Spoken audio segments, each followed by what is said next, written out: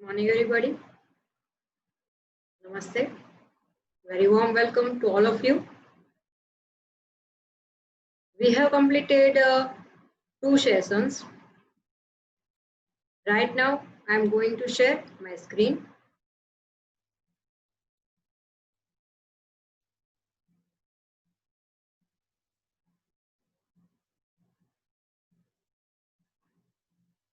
Sri Seyusha College of Commerce, Management and Computer Education.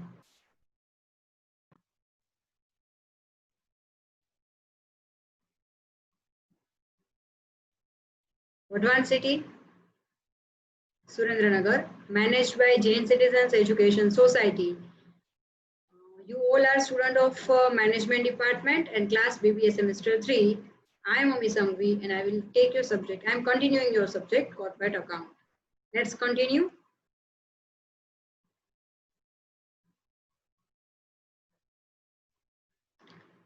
Syllabus copy દર વખતે હવે second slide તરીકે આપણે હશે સપોઝ કોઈને કોઈ ક્યારેક સિલેબસ કોપી જોવાની રહી ગઈ હોય તો you can watch for your reference.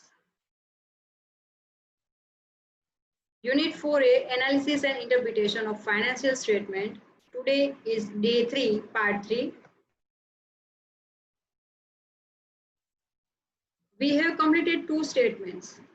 And today we are going to continue with the common size statement. In about 2 methods, we have discussed જે અગાઉ આપણે બે trend analysis અને એ જે આપણે complete કરી method.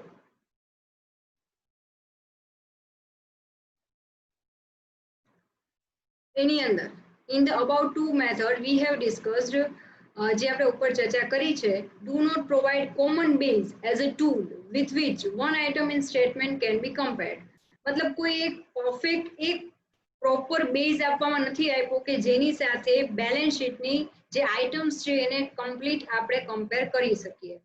This problem is removed by common size statement method. અને આ જે ઉપરની બંને method માં જે issue કે problem હતો એને solve કરવામાં આવેલો છે common size statement method ની અંદર.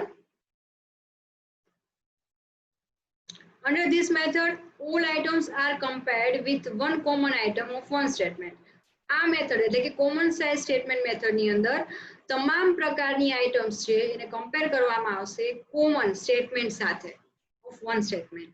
For computing this, any one item of financial statement is considered as 100 and all the other items are compared as a percentage of the base item, that is 100. એટલે અહીંયા કેવા શું માંગે છે આ common size statement માં for example આપણે balance sheet ની વાત કરીએ તો બેલેન્સ શીટ ની અંદર ટોટલ લાયબિલિટી સાઇડ નો ટોટલ ને આપણે એક કોમન બેઝ તરીકે કેલ્ક્યુલેટ કરશું તો એ ને આપણે 100 તરીકે કેલ્ક્યુલેટ કરશું અને એની કમ્પેરિઝન માં ઓનર્સ ફંડ કેટલું છે એની કમ્પેરિઝન માં આઉટસાઇડ લાયબિલિટીઝ કેટલી છે એની કમ્પેરિઝન માં લોંગ ટર્મ આપણે બોરોઇંગ કેટલું લીધેલું છે કરંટ લાયબિલિટીઝ કેટલી છે તમામ જે એલિમેન્ટ્સ આપણે લાયબિલિટી સાઇડ આપણે લઈએ છીએ તમામ એલિમેન્ટ્સ ને આપણે ટોટલ ઓફ ધ લાયબિલિટી સાથે આપણે કમ્પેર કરશું. નેક્સ્ટ વન,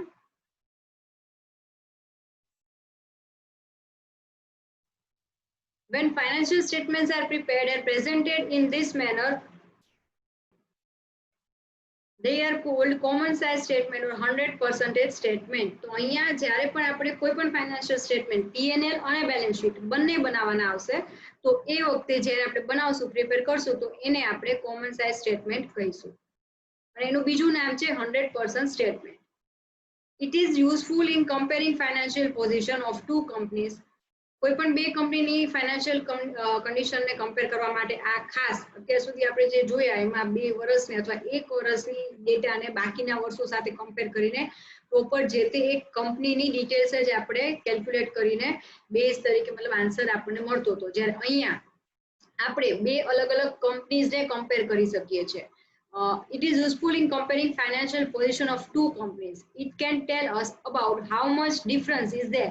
मतलब બંને કંપનીની ફોર એક્ઝામ્પલ ઇક્વિટી શેર ની વાત કરીએ તો બંનેના કંપનીના ઇક્વિટી શેર માં કેટલો ડિફરન્સ છે બંને કંપનીના પ્રેફરન્સ શેર માં કેટલો છે બંને કંપનીની ફિક્સ્ડ એસેટ્સ માં કેટલો ડિફરન્સ છે એ ડિફરન્સ કેટલો છે અને વેર ધ ડિફરન્સ લાઈઝ અને કઈ કઈ જગ્યાએ આ તફાવત છે એ અલગ થાય છે એ તમે જાણી શકો છો with the help of common size statement. Further detailed investigation is required. જ્યારે પણ આપણે કમ્પેરિઝન કરશું પછી આગળ જતા એના બેઝ ઉપર આપણે ડિટેલ ઇન્વેસ્ટિગેશન કરવું પડશે to know the ideal position, મતલબ પ્રોપર પરફેક્ટ આઈડિયલ સારી કન્ડિશન કોને કહી શકાય, and reasons for difference in the values given. અને આ અલગ અલગ જે વેલ્યુ આપી છે એમાં ડિફરન્સ આવવાના જે કારણો છે એ શોધવા માટે આપણે આગળ ઇન્વેસ્ટિગેશન કરવાની જરૂર રહેશે. This method is applicable in both the statement for several years. અહીંયા તમે બંને કંપની માટે કોઈ પણ એકથી વધારે કંપનીને કમ્પેર કરી શકીએ છીએ અને બંને સ્ટેટમેન્ટ આમાં એપ્લાય થઈ શકશે. To facilitate the comparison of the the company should prepare their balance sheets on uniform basis. ખાસ યાદ રાખજો, બંને કંપનીમાં જેટલું પણ કન્ટેન્ટ છે એ સિમિલર યુનિફોર્મ હોવું જોઈએ. તો યુનિફોર્મ હશે તો જ બંને કંપનીની બંને પ્રોડક્ટ સિમિલર વેલ્યુને કમ્પેર કરી શકશો. યુનિફોર્મ નહીં હોય તો તમે કમ્પેર કરી શકશો નહીં. તો બંને કંપની, જે બે કંપનીને આપણે કમ્પેર કરવા જઈ રહ્યા છીએ, એ કંપનીની બેલેન્સ શીટ છે એક યુનિફોર્મ બેઝમાં પ્રોપર પરફેક્ટ આપવામાં આવેલી હોવી જોઈએ, તૈયાર કરવામાં આવેલી હોવી જોઈએ. હવે આપણે એક એક્ઝામ્પલ લઈએ. From the following information of ABC Limited and XYZ Limited for the year 2016 ended on 31st March, prepare common size statement. આજના આપણા એક્સ્ટ્રા સેશનમાં આપણે બેલેન્સ શીટને આપણે કોમન સાઇઝ સ્ટેટમેન્ટ પ્રિપેર કરશું. તો જોઈએ બે અલગ અલગ કંપની આપણને પ્રોવાઈડ કરવામાં આવેલી છે. એક છે એબીસી લિમિટેડ અને સેકન્ડ વન છે XYZ, જેની લાયબિલિટીઝ અને એસેટ્સ આપણને અહીંયા પ્રોવાઈડ કરવામાં આવેલી છે, જેને આપણે કમ્પેરિઝન કરી શકશું. તો સૌથી પહેલા આપણને જે ડિટેલ્સ પ્રોવાઈડ કરવામાં આવેલી છે એમાં અગાઉ જેમ આપણે વાત થઈ આગળની સ્લાઇડમાં કે એક યુનિફોર્મ પેટર્ન હોવી જોઈએ. તો અહીંયા તમે જુઓ છો તો બંને કંપનીની અંદર સિમિલર હેડિંગ આપવામાં આવેલા છે. Equity share, preference share, general reserve, debentures, bills payable, creditor, આ તમામ વિગતો અહીંયા ઓલમોસ્ટ સિમિલર છે. અનલેસ ખાલી બિલ્સ પેયેબલ છે XYZ કંપનીમાં નથી આપણે, તો એ કંપની માટે સારું કહેવાય. બાકી ઓલમોસ્ટ બંને કંપનીમાં તમામ પ્રકારની વિગતો એટલે કે કન્ટેન્ટ આપવામાં આવેલા છે.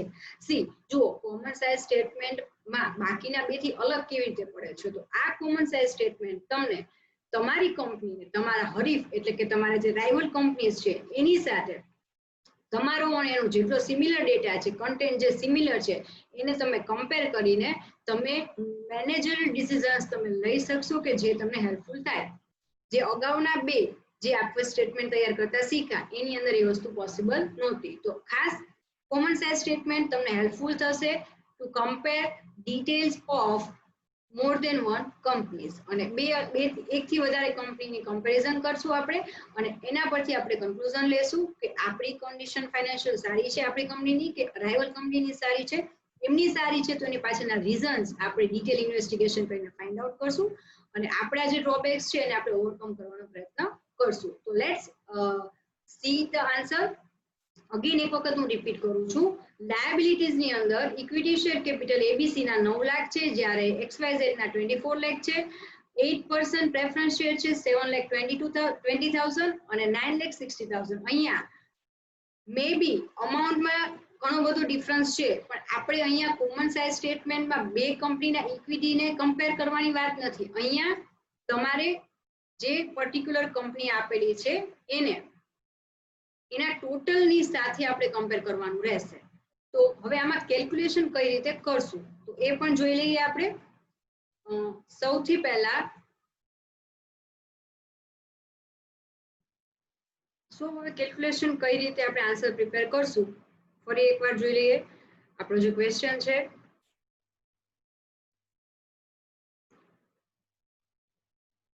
statement showing common size statement as a balance sheet. સૌથી પહેલા આપણે કેલ્ક્યુલેશન જોઈએ કઈ રીતે કરવાનું રહેશે. અહીંયા આપણે એબીસી કંપની લિમિટેડનું આપણે પહેલા જોઈએ છીએ. Total of liability of ABC limited is 26,28,000. સામે એના ઇક્વિટી શેર કેપિટલ છે 9 લાખ. જેમ મેં તમને અગાઉ વાત કરી એમ અહીંયા આપણે એક કંપનીની ડિટેલ્સ બીજા સાથે કમ્પેર અત્યારે નહીં કરીએ. સૌથી પહેલા આપણે કંપનીના જે પર્સન્ટેજ ફાઇન્ડ કરશું એ કંપનીની ટોટલ અમાઉન્ટ સાથે કરશું. તો આપણે અહીંયા એઝ અ પેરામીટર માપદંડ તરીકે અહીંયા ટોટલ લાયબિલિટીને 100 તરીકે કેલ્ક્યુલેટ કર્યા છે અને સેમ વે એસેટની અંદર ટોટલ ઓફ એસેટ્સ જે આવે છે ટોટલ એસેટ એને આપણે 100% ના પેરામીટર તરીકે મૂકશું અને એની કમ્પેરિઝનમાં અંદરની ડિટેલ્સ છે કેટલા પ્રમાણે થાય છે. તો ટોટલ જો લાયબિલિટીનો થતો હોય 26,28,000 સામે ઇક્વિટી કેપિટલ એના 9 લાખ રૂપિયા ઇક્વિટી કેપિટલનો ભાગ ગણાય છે લાયબિલિટી સાઇડ. તો 100% હોય તો 100% એ કેટલા? તો અહીંયા કંપનીની ટોટલ લાયબિલિટીઝને 100% માં આપણે કેલ્ક્યુલેટ કરીએ તો 100% ની સામે જ્યારે ઇક્વિટી શેર છે એનું પોતાનું શેર તરીકે કન્ટ્રીબ્યુશન 34.25% ગણાશે. આ જ રીતે આપણે કેલ્ક્યુલેટ કરીએ XYZ કંપની. તો XYZ કંપની માટે ટોટલ લાયબિલિટીઝ 48,48,000 હોય જેની ઓલરેડી ટોટલ લાયબિલિટી છે. એને આપણે ઇક્વિટી શેર કેપિટલ સાથે કમ્પેર કરશું તો સામે તેના ઇક્વિટી શેર 24 લાખ છે. તો 100% કેટલા? તો તમે જોઈ શકો છો કે XYZ કંપની છે ઈ 49% ટોટલ લાયબિલિટી માંથી 49% એટલે ઓલમોસ્ટ 50% જેટલું એ ડિપેન્ડ છે ઇક્વિટી કેપિટલ ઉપર. ઓકે, આ જ રીતે આપણે એસેટમાં જોશું. એબીસી લિમિટેડ ની ટોટલ એસેટ્સ છે 26,28,000 જેને આપણે 100 તરીકે અઝ્યુમ કરશું. સામે ઇન્વેસ્ટમેન્ટ જે આપણે કર્યું છે લેન્ડ એન્ડ બિલ્ડિંગમાં માત્ર 4,80,000 નું છે. તો 100% એ જ્યારે કેલ્ક્યુલેટ કરીએ છીએ તો માત્ર 18.26% 18.26% એનું કન્ટ્રીબ્યુશન ગણાય છે. અને એ જ રીતે XYZ કંપનીના લેન્ડ એન્ડ બિલ્ડિંગ આપણે જોઈએ છીએ તો ટોટલ એસેટ્સ 48,48,000 છે એને 100 તરીકે આપણે રાખીએ તો લેન્ડ એન્ડ બિલ્ડિંગમાં ઇન્વેસ્ટમેન્ટ કર્યું છે આપણે 7,38,000 નું જે પર્સન્ટેજ વાઇઝ કેલ્ક્યુલેટ કરો તો 15.22% થાય છે. તો અહીંયા ખાસ જોવાની બાબત એ છે મેં એક્ઝામ્પલ તરીકે બંને કંપનીના ઇક્વિટી શેર એને કેલ્ક્યુલેટ કર્યા અને બંને કંપનીની ફિક્સ એસેટ આ જ પ્રમાણે બાકીની તમામ ડિટેલ્સને આપણે કમ્પેર કરશું તો ફાઇનલી આપણને કેટલા પર્સન્ટેજ આઉટપુટ મળે છે અને એના પરથી આખું કોમન સાઇઝ સ્ટેટમેન્ટ આપણે બનાવવાનું રહેશે. એ થશે આ પ્રમાણે. ફરી એકવાર કેલ્ક્યુલેશન સમજાવી દઉં તમને. અહીંયા ટોટલ છે એબીસી નો એસેટ કે લાયબિલિટી બંનેનો સેમ ટોટલ છે 26,28,000 બંને જગ્યાએ. ઓકે, તો આ 26,28,000 ને આપણે કમ્પેર કરીએ છીએ 26,28,000 100%. તો 9 લાખ એ કેટલા? એટલે આ જે આપણને 30.25% મળ્યા એ આપણે અહીંયા મૂકી દીધા. ઓકે, એ જ રીતે શું કરશું આગળ? તો કે 26,28,000 એ 7,20,000 તો 100 એ કેટલા? તો ફરી પાછા આપણને આન્સર મળશે 27.39%. એ જ રીતે અગેન રિપીટ કરશું 26,28,000 અહીંયા 84,000 હોય તો 100% એ કેટલા? તો 3.19% આપણી જનરલ રિઝર્વ ગણાય છે. આ જ પ્રમાણે આપણે XYZ ની લાયબિલિટીમાં કેલ્ક્યુલેટ કરશું. ટોટલ અમાઉન્ટ 48,48,000 એટલે કે 48,48,000 ને આપણે 100 તરીકે બેઝ તરીકે કેલ્ક્યુલેટ કરીને તમામ બાકીની વિગતને કમ્પેર કરશું તો અહીંયા આપણને પર્સન્ટેજ મળે છે. ટોટલ ઓનર્સ ફંડનો જે એબીસી કંપનીમાં કન્ટ્રીબ્યુશન 64% જેવું છે જ્યારે લોંગ ટર્મ લાયબિલિટી આપણે ડિપેન્ડ છીએ 26.25% અને કરન્ટ લાયબિલિટીઝ નું પ્રમાણ છે માત્ર 8.92%. જ્યારે અહીંયા XYZ કંપનીની અંદર 71.53% જેટલા કન્ટ્રીબ્યુશન ગણાય છે ઓનર્સ ફંડનું, 16.09% કન્ટ્રીબ્યુશન છે લોંગ ટર્મ લોનનું અને 12.38% આપ્યું છે કરન્ટ લાયબિલિટી અને પ્રોવિઝનનું. તો આ આપણે કમ્પેરિઝન કર્યું એસેટ્સ માટે. સેમ વે લાયબિલિટીઝ માટે સેમ વે આપણે એસેટ્સ નું કમ્પેરિઝન કરીએ તો એસેટ્સ નો ટોટલ થાય છે 26,28,000. તો 26,28,000 એ લેન્ડ એન્ડ બિલ્ડિંગ 480 હોય તો 100 એ કેટલા? તો 18.26% જે આપણે અહીંયા ફાઇન્ડ કર્યા. સેમ વે અહીંયા 48,48,000 એ 7,38,000 હોય તો 100 એ કેટલા? તો 15.22 આપણને અહીંયા મળ્યા XYZ. આ જ પ્રમાણે પ્લાન્ટ મશીનરી, કરન્ટ એસેટ્સ તમામનું આપણે ટોટલ કરશું જેથી કરીને આપણે કમ્પેરિઝન કરી શકશું. પર્સન્ટેજમાં કન્વર્ટ કર્યું અને તૈયાર કર્યું છે કોમન સાઇઝ સ્ટેટમેન્ટ.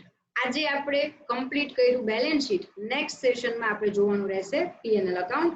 હવે આનું કન્ક્લુઝન શું થશે એ જોઈ લઈએ.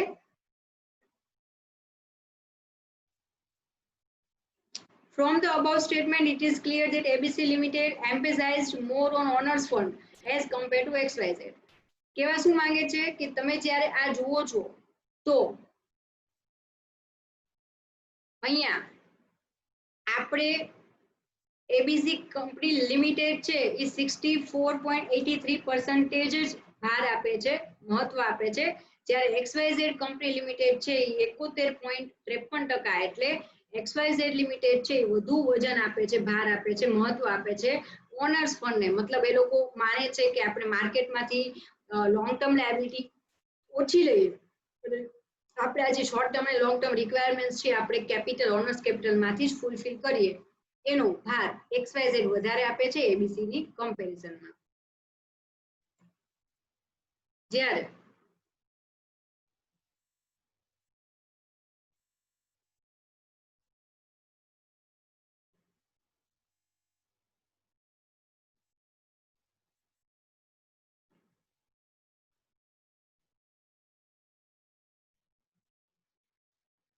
કન્ક્લુઝન જોઈએ.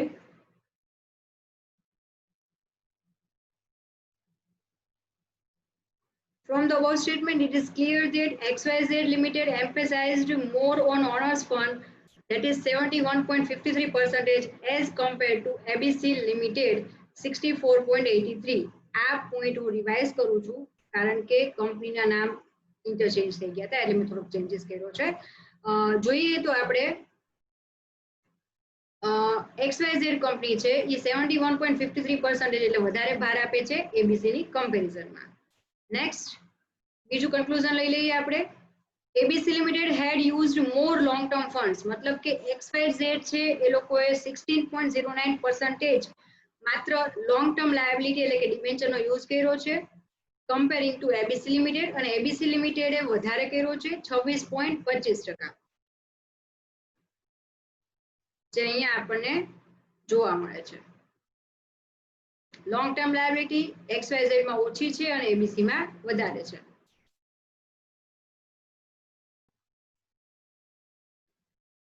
In both companies, working capital is low.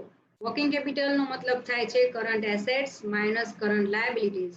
તો જ્યારે અહીંયા વાત કરન્ટ લાયબિલિટીઝ અને એસેટ્સના ડિફરન્સની થાય છે તો વર્કિંગ કેપિટલ એ ખૂબ ઓછી જણાય છે, જે કંપની માટે સારું કહી શકાય નહીં, કારણ કે વર્કિંગ કેપિટલ જેટલી સારી હશે એટલું જ કંપનીનું કન્ડિશન, મતલબ વર્કિંગ કન્ડિશન જેટલી સારી હશે એટલી ફાઇનાન્શિયલ એ લોકોને ટ્રાન્ઝેક્શન્સ કરવામાં ઈઝી રહેશે, કોઈ પણ પ્રકારના પેમેન્ટ અટકશે નહીં. સો આપણે અત્યારે આટલું રાખીએ છીએ. નેક્સ્ટ સેશનની અંદર આપણે કન્ટિન્યુ કરશું. આપણે બેલેન્સ શીટનો ડિફરન્સ આપણે આજે જોયો through common size statement. Next આપણે P&L અકાઉન્ટ્સ અને બીજા કેટલાક સમ આપણે કન્ટિન્યુ કરશું.